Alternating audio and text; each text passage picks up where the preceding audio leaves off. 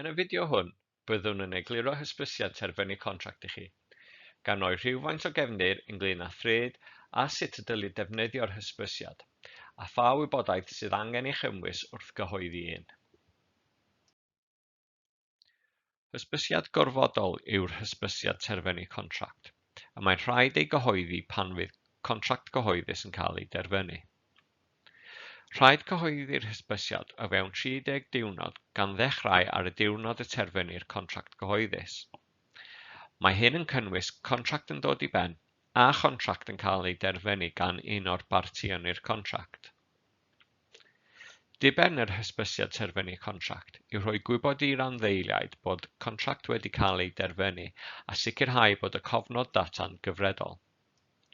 O dan y drefn flaenorol, efallai nad oedd yn glir a oedd contractau mewn gwirionedd wedi eu terfynu neu wedi eu hymestyn, a'r bwriad yw bydd yr hysbysiad hwn yn rhoi eglurder ar statws contract i bartïon gyda diddordeb.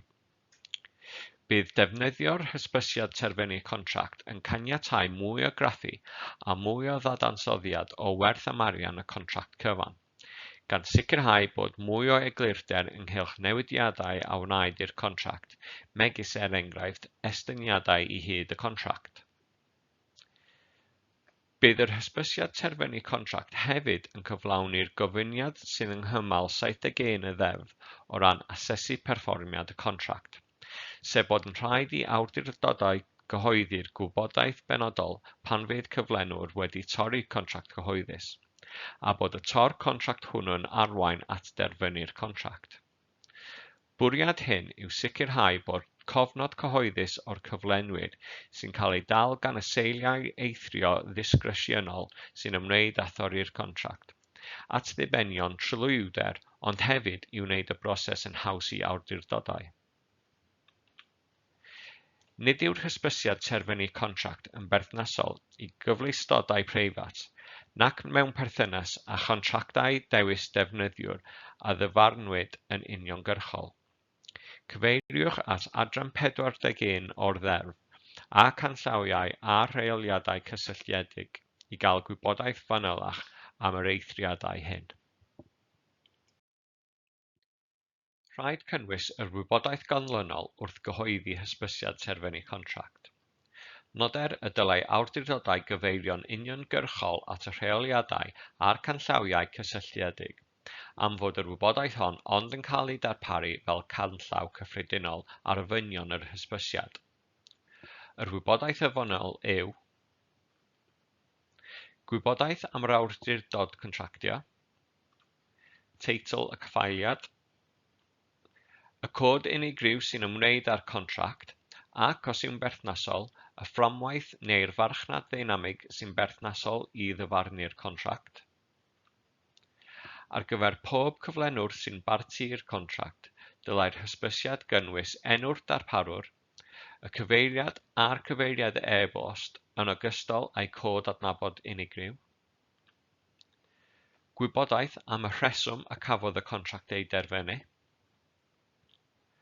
y dyddiad y cafodd y contract ei derfynu, cyfanswm gwerth amcangyfrifedig y contract gyhoeddus, a pan fo'r contract wedi ei derfynu o ganlyniad i gyflenwr sy'n torri contract, rhaid i'r awdurdod hefyd gynnwys datganiad sy'n cwmpasu'r manylion a benir yn adran 71.5 o'r ddeddf yn cadarnhau'r amgylchiadau.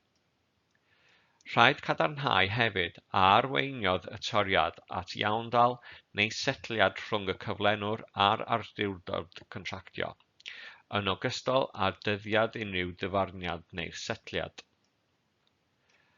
Pan na chyflawnodd y cyflenwr y contract gyhoeddus boddhad yr awdurdod contractio, y dyddiad yr ystyriodd yr awdurdod contractio fod y cyflenwr wedi methu a gwella, ar ôl cael cyfle digonol i wella'u berfformiad yn unol ag adran 71.4c o'r ddeddf.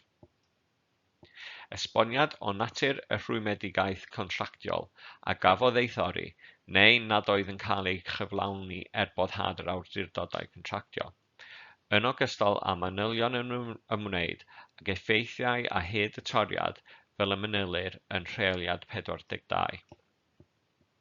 Bydd angen i'r awdurdod contractio hefyd ddarparu manylion am unrhyw iawndal neu unrhyw arian arall a dalwyd yn dilyn torri neu fethu ei chyflawni o dan y contract dan sylw lle mae hwnny'n wir.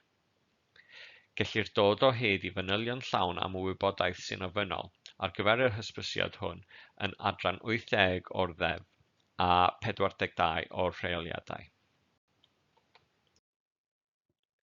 Diolch yn fawr iawn i chi am wrando.